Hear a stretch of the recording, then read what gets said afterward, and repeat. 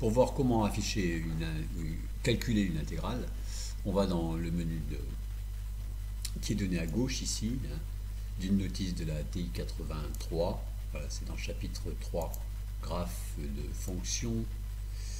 Il faut chercher calque. Voilà, c'est dans le menu calculate intégrale ici. Voilà ce qu'on va regarder. Avec cet émulateur, on va calculer l'intégrale une intégrale de cette fonction x2 moins 3. Alors il faut aller dans calculate, voilà, secant calc.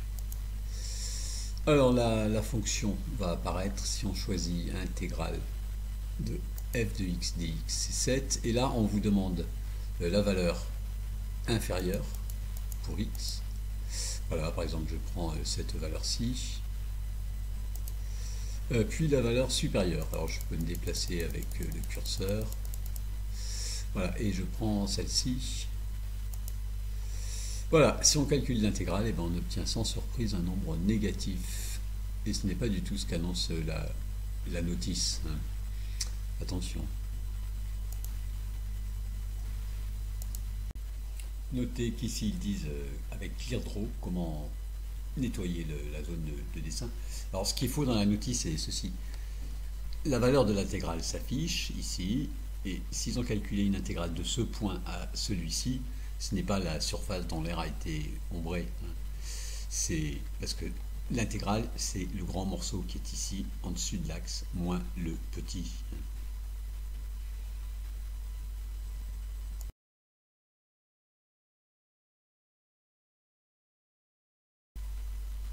Alors on va calculer une valeur approchée de l'intégrale sur l'intervalle 0,2 de cette fonction, hein, dont on ne peut pas calculer l'intégrale exacte. Alors il y a deux façons de calculer les sommes de rectangles. Il y en a une qui majore l'intégrale et une qui la minore.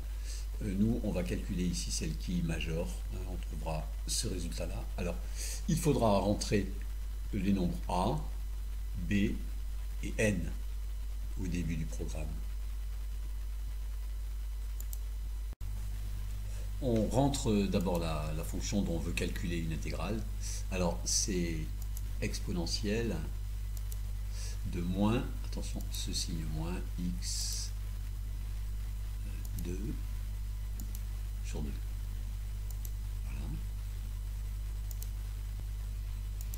Puis on va dans le mode programmation. Alors là on va éditer un nouveau programme. Et il faut écrire son nom, alors on va écrire rectangle.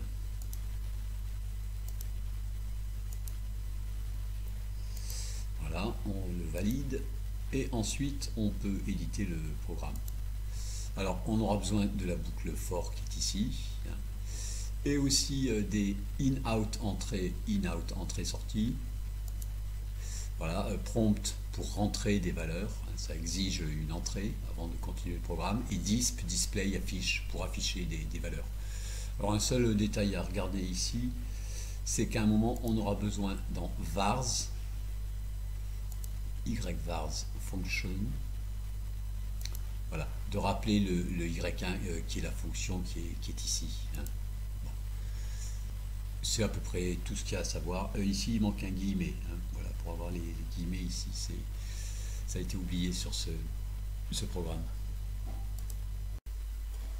Bon, on regarde ce programme. On avait rentré cette fonction dans l'éditeur d'équations, f de x égale les puissances moins x2 sur 2. Maintenant, dans le menu programmation, on a édité ce programme où on demande A, B et N. On envoie 0 dans S, puis pour I de 0 à N-1, on remplace S par S plus l'aire du IM rectangle, c'est-à-dire B-A sur N, la largeur qui est en bas, horizontale, multiplié par F de A plus I fois B-A sur N. Ensuite, on termine la boucle for, puis on demande seulement de disp afficher S égale la valeur de S. Alors, il ne reste plus qu'à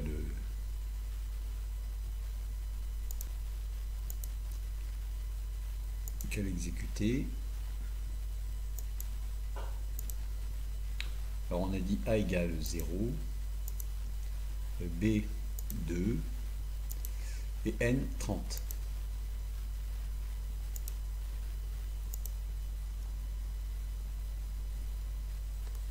Voilà, il donne 1,225 environ, la valeur qu'on avait trouvée tout à l'heure avec GeoGebra. Alors un détail, et peut-être le égal qu'on trouve dans le menu test. Je parlais du signe égal qui est tout à fait à la fin ici, voilà, qu'on obtient dans le menu test ici. Alors un dernier détail est qu'on pourrait aussi calculer l'autre somme de rectangles. À côté ici ou dessous on écrirait 0 va en t, disons, la deuxième somme. Et on aurait exactement la même chose en remplaçant ici s par t, mais ça serait un for de i égale 1 à n, avec encore n rectangles, mais décalé de 1. Et à la fin, bien sûr, on peut mettre un deuxième end à la fin de cette deuxième boucle for, et puis on affiche les deux valeurs.